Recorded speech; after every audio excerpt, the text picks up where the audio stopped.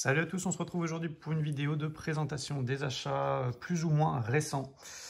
Donc comme promis la semaine dernière, donc on va attaquer maintenant. Il y a 12 films au programme. 12 films, il y a 9 Blu-ray, 9 Blu-ray amarrés, un Steelbook 4K et 2 4K amarrés. Voilà, donc on va commencer sans plus tarder par peut-être le plus réussi des 4K. Hop, le Basic Instinct de Paul Verhoeven, hop, donc, que j'ai hésité à prendre à sa sortie, j'ai attendu. Il est passé en entre guillemets rupture de stock sur la Fnac. Et sur Amazon, pendant un temps, il n'était plus disponible également, donc j'étais un peu dégoûté. J'avais regretté mon achat, enfin mon non-achat plutôt, pour le coup. Et en me promenant, enfin en allant faire mes courses chez Leclerc, je suis tombé dessus. Il en restait deux, je crois. Donc bah, je me suis dit allez hop, j'y vais. Donc pour 29,99 le prix conseillé. Je me suis procuré ce Basic Instinct que j'avais déjà en Steelbook Xavi, qui était plutôt sympa. Mais voilà quoi. Donc je ne l'ai pas revu entièrement. Par contre, j'ai lancé la galette pour voir un petit peu. Le transfert 4K, il est dingue. Hein, la remasterisation, elle est irréprochable. Franchement, c'est du gros boulot qu'ils ont fait. C'est Studio Canal. Ils ont fait du gros boulot. C'est assez ouf. Le Dolby Vision, c'est un plus vraiment non négligeable. Donc c'est du tout bon. Franchement, s'il y a un 4K à se procurer, donc il était sorti le mois dernier, pour le coup c'était au mois de juin, je pense que c'était celui-là. Hein. Vraiment, c'était un super travail. Et en plus de ça, bah, le film, il est culte. Hein. Il est vraiment culte. Pour ce qui est du Steelbook en lui-même, donc vous voyez, la finition est plutôt pas mal. On a du spot gloss. On a l'impact sur le verre, là, qui est... Enfin, sur le verre. Ouais, un impact dans le verre en fait, imité, donc qui est débossé, donc ça fait plutôt cool. Ce que j'aime un peu moins, c'est l'aspect un peu poupée de cire là sur les visages. Ça fait voilà très lisse. Bon. De près, c'est un peu plus dérangeant. De loin, ça passe vraiment bien. Mais le Steelbook dans son ensemble est vraiment chouette quoi. À l'arrière, c'est pareil, on a toujours cet effet spot gloss qui embellit encore plus le Steelbook. Hop.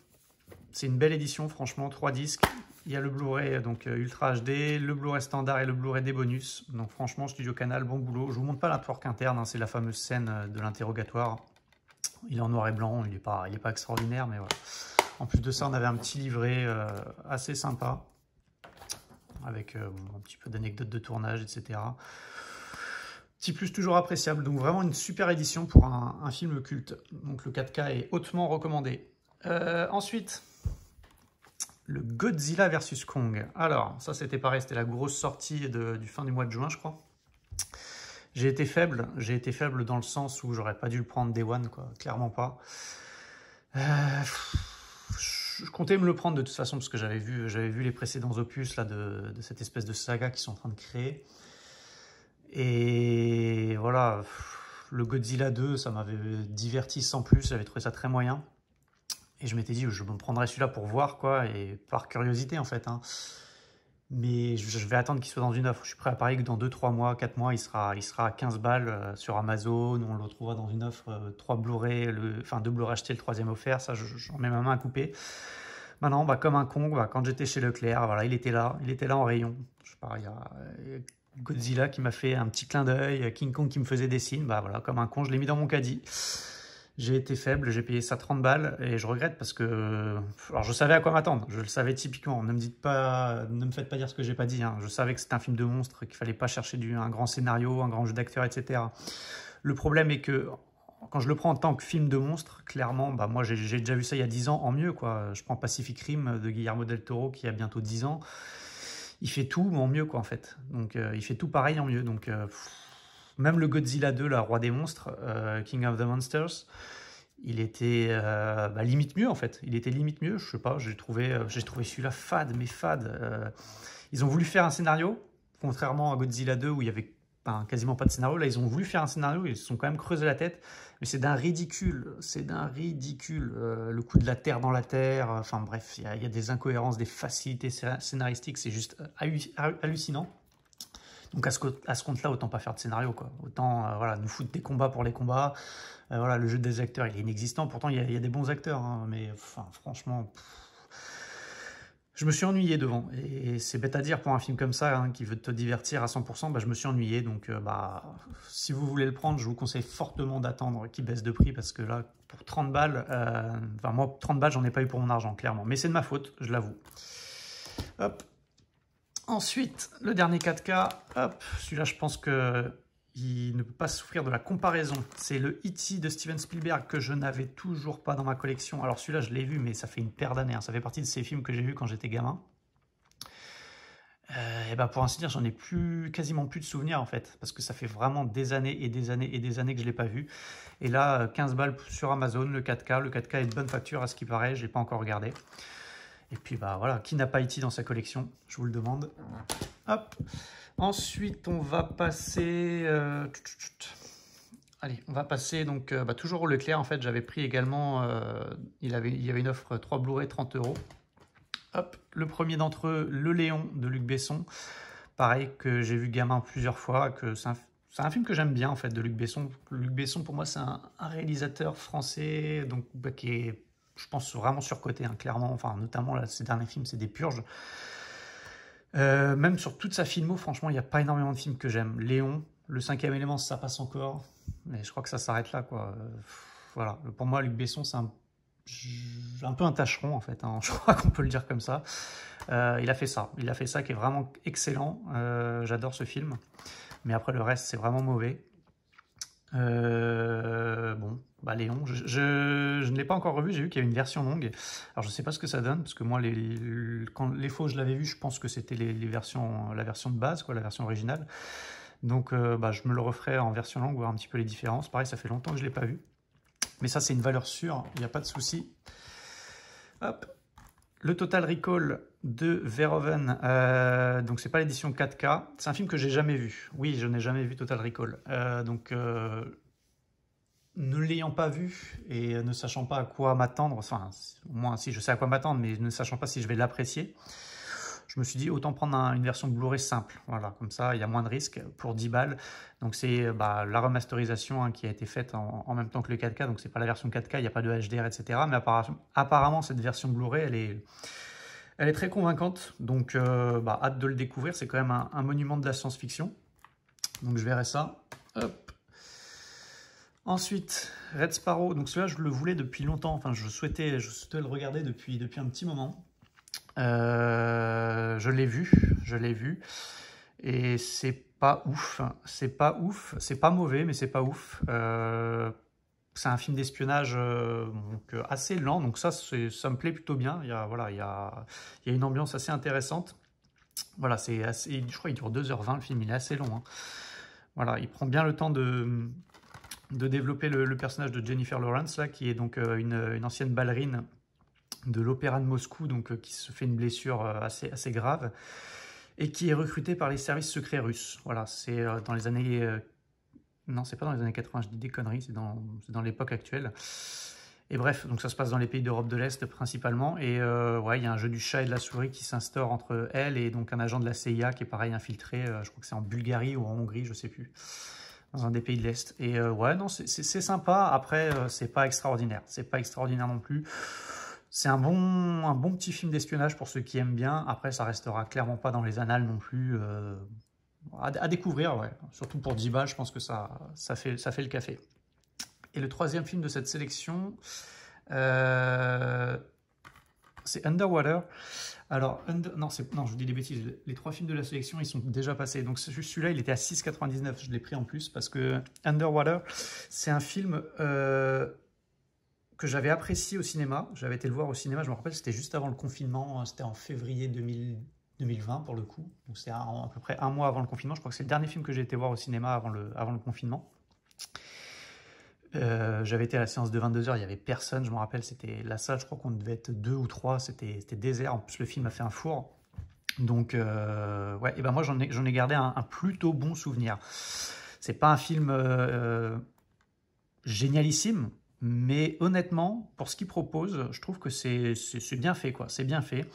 Un espèce de mix entre Alien et Abyss. Donc ça se passe sous l'eau. Pour une fois, c'est pas commun des films qui se passent dans les profondeurs de l'océan, avec des espèces de créatures un peu... On sait pas trop si c'est Alien ou... Enfin voilà, je vous laisse la surprise pour ceux qui l'ont pas vu, mais honnêtement, Alors, il y a des défauts, hein, clairement, le film est clairement pas parfait, mais je trouve qu'il y a une bonne tension. Je trouve que voilà, c'est oppressant. Non, je trouve que à ce niveau-là, je trouve que c'est plutôt réussi. Et malgré le fait que le film ait été un four total en France et même dans le monde, je crois, bah, moi j'ai apprécié mon visionnage et j'apprécierais, je pense, de le revoir calmement sur ma télé. Le casting est sympa, mais après le jeu d'acteur il est clairement pas dingue. L'histoire en soi elle est pas ouf, mais je sais pas, il y a un petit coup de cœur pour ce film. Alors voilà, coup de cœur c'est peut-être un grand mot, mais voilà, c'est un film un peu mal aimé que moi j'aime bien. Donc bah, je vous le conseille à l'occasion, Underwater. C'était sympa. En plus pour 6,99, je veux dire, ça mange pas de pain. Il y a deux autres Blu-ray amarrés que je vous présente. Donc celui-là, c'est pareil, je ne l'ai jamais vu et il était grand temps que je le voie. C'est Apocalypto de Mel Gibson. Donc bah, je l'ai chopé sur Amazon, je crois qu'il était à 11 euros et quelques. Hâte de le découvrir parce que bon, c'est quand même assez atypique comme film. Moi perso, je sais pas vous, mais moi c'est la première fois que je vois un film en Maya Yucatec. J'ai jamais vu ça. Je pensais que c'était une langue morte. On va voir ce que ça va donner. Bon, ça me dérange pas, hein. De toute façon, les films, je les garde en VO, donc c'est pas gênant. Mais voilà. Non, je pense que le film est atypique. Il paraît qu'il est assez violent, assez cru. Et j'ai hâte. Je suis plutôt une personne qui aime Mel Gibson en tant que réalisateur. Donc, bah voilà, je vais voir ce que ça donne ce Apocalypto depuis le temps que j'en entends parler. J'ai hâte de le découvrir et de me faire mon propre avis. Hop. Et enfin, c'était là une sortie du mois de début juillet. C'était un des gros Blu-ray qui sortait. Là, il y a eu beaucoup de rééditions de films, enfin rééditions, de sorties de films qui sont jamais sortis en France, notamment chez Paramount pour 14,99. Moi, il y avait Peur Primale qui m'intéressait. Donc là, c'est pas Paramount, je crois que c'est... Ah si, c'est Paramount. Moi, il y avait Peur Primale qui m'intéressait pour Edward Norton, quoi. Je crois que c'est le premier film, enfin le film qui a révélé un peu Edward Norton, hein, parce que vous voyez, là, il est tout gamin. Enfin, tout gamin, il est très jeune. Je crois que c'est vraiment le film, son premier grand rôle, hein, à Edward Norton, donc Peur Primale avec Richard Gere. Hop, donc ouais, c'est un film de Gregory Hoblit, c'est celui qui a fait récemment La Faille avec Anthony Hopkins, qui était plutôt sympa d'ailleurs, ça m'avait bien plu. C'est ce genre de film un peu thriller judiciaire, un peu, voilà, moi ça me plaît bien avec une intrigue bien ficelée et bah, j'ai hâte de découvrir ce Peur Primale parce que c'est pareil, c'est un film qui n'était pas sorti en France, il était disponible qu'à l'import et bah voilà quoi, enfin il arrive chez nous, mieux vaut tard que jamais. Il reste 3 Blu-ray, à vous présenter, je vais garder ces 3 là pour la fin parce que ils concernent une même actrice dont je vous avais parlé sur ma vidéo précédente, donc c'est Emma Stone. Donc on continue la collection Emma Stone, on agrandit la filmo. Je me suis chopé L'Homme Irrationnel. La semaine dernière, je vous avais présenté Magic in the Moonlight, donc c'était un film de Woody Allen. Donc là, c'est le film qu'il a fait juste après, Woody Allen. Je crois qu'il date de 2015, celui-là, ou 2016. Irrational Man. Quand je dis les titres VO, là, c'est une petite dédicace à Cazazel. Je vous conseille d'aller voir sa chaîne. Voilà, c'est un YouTuber donc qui paraît qu'il fait des achats, des critiques de films, etc. Il a une phobie, c'est voilà, enfin une phobie. Il a une obsession, c'est de vouloir les titres VO absolument. Donc moi, ça me fait sourire. Donc une petite dédicace à lui. Donc Irrational Man. Ben, j'ai adoré ce film. J'étais quasiment sûr qu'il allait me plaire. J'ai adoré. Donc pour ceux qui connaissent, il y a un peu de match point dedans. Pareil, j'avais parlé de match point, il y a un peu de ça dedans. Voilà, c'est un super film. Moi, j'adore. Les acteurs sont géniaux. Joaquin Phoenix et Emma Stone, déjà rien que ça, ça m'envoie du rêve. Et voilà, l'intrigue est bien ficelée, c'est bien joué, c'est bien filmé.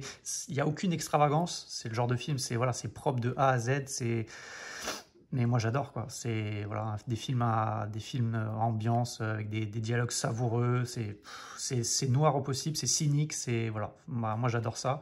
Emma Stone comme d'hab, elle est géniale dedans, vraiment lumineuse. Joaquin Phoenix il fait le taf, vraiment un bon petit film, franchement. Ouais, ils disent un thriller philosophique, ouais, il y a un peu de ça, faut savoir que Joaquin Phoenix joue le rôle d'un prof de philo un peu désabusé, un peu alcoolique, un peu voilà, qui en a un peu marre de la vie. Emma Stone, c'est une de ses élèves. Et il y a un jeu un petit peu de séduction qui s'installe entre eux, mais il n'y a pas que ça, quoi. Et c'est vraiment sympa. Il y a une espèce de petit de tournant dans le film, une scène qui change un petit peu la donne du film. Et moi, je vous le conseille. L'homme irrationnel, c'est vraiment, vraiment génial. J'adore. Hop, j'adore Emma Stone dans ses rôles un peu, je vais pas dire underground, mais un peu voilà, moins grand public, moins blockbuster, quoi. Hop, ensuite, toujours Emma Stone, un de ses films récents, La Favorite de Yorgos Lanthimos. J'avais adoré Mise à mort du cerf sacré de Yorgos Lanthimos. Je crois que c'est le film qu'il a fait juste après. Et je ne l'ai pas encore vu, j'ai hâte de le découvrir, j'en ai entendu beaucoup de bien. Donc Emma Stone, Olivia Colman et Rachel Weisz. Bah voilà, la bande-annonce elle est sympa, c'est pareil, il paraît que c'est assez cynique. Donc bah je vais m'empresser de le découvrir, je vais peut-être le regarder cet après-midi celui-là. Et puis voilà quoi, je crois qu'Olivia Colman a été récompensée de l'Oscar de la meilleure actrice pour son rôle. Et voilà, c'est un film qui s'annonce assez sympa. Ceux qui ont vu les films là, que je n'ai pas vu, n'hésitez pas à commenter, hein, me donner votre avis, etc. On pourra en discuter par la suite. Et enfin, dernier film de ce compte-rendu d'achat, Battle of the Sexes, toujours avec Emma Stone. Donc vous voyez, ma filmo Emma Stone, elle a pris un gros bond en avant, hein. Il manque quasiment plus de films avec elle. C'est ses premiers films où elle jouait des rôles vraiment secondaires. Tout le reste, j'ai en Blu-ray ou en Steelbook ou en... Voilà. J'ai tous ces films, sauf il va me manquer Easy Girl, Easy A, je crois que ça s'appelle en titre original. Il y a Supergrave, mais elle joue un tout petit rôle. Et après, je crois que c'est tout, hein. Si je dis pas de conneries, j'ai tous ces films. Donc je suis content. Et donc là, Battle of the Sexes, c'est pareil, c'est un film qui est sorti il n'y a pas si longtemps que ça. Je crois que c'est le film qu'elle a fait juste après La La Land, réalisé par les réalisateurs de Little Miss Sunshine. Alors c'est un couple, je ne sais plus comment il s'appelle. Valérie Faris et Jonathan Dayton, ouais, voilà, ils sont en couple. Et ils avaient fait Little Miss Sunshine, et là c'est leur film suivant, j'ai envie de dire, avec Steve Carell et donc Emma Stone. L'histoire vraie, enfin inspirée de l'histoire vraie, c'est voilà, la joueuse de tennis Billie Jean King qui va affronter que je me rappelle plus comment il s'appelle, Bobby Riggs, un ancien numéro 1 mondial chez les hommes, donc qui voilà sous fond de rivalité homme-femme. Savoir que Bobby Riggs était assez macho, de ce que j'ai pu comprendre. Et donc voilà, ils avaient organisé un match, lui contre elle, un match mixte en fait, pour voir si les femmes pouvaient rivaliser avec les hommes. Et voilà, le film a l'air sympa, j'ai hâte de le voir. Donc voilà, c'est un film qui me tente bien, franchement qui me tente bien. Donc peut-être, je sais pas, cet après-midi, je vais me regarder un des deux, ça c'est sûr. Je sais pas trop encore lequel, mais à voir. Voilà donc pour cette sélection de films. Donc vous voyez que c'est relativement varié. Je pense qu'il y a pas mal de bons films. Il y a des loupés aussi, hein. Je pense à cette chose-là. Mais bon, c'est pas grave, hein. On peut se tromper quand on achète des films, ça arrive. En tout cas, n'hésitez pas à me dire ce que vous avez pensé de ces films, à me donner votre avis, à commenter la vidéo. Moi, je vous répondrai avec plaisir. Voilà, je fais une petite dédicace encore une fois à Cazazel. Allez voir sa chaîne. Je sais plus c'est quoi. C'est Cazazel, je crois que c'est 1899. Et puis voilà, moi je vous donne rendez-vous donc la prochaine fois, peut-être pour une autre vidéo d'achat, peut-être pour la vidéo collection. Je vous souhaite à tous une très bonne fin de journée, un bon 14 juillet, parce qu'on est le 14 juillet, donc je pense que la plupart d'entre vous ne travaillent pas. Et je vous dis donc à la prochaine. Ciao!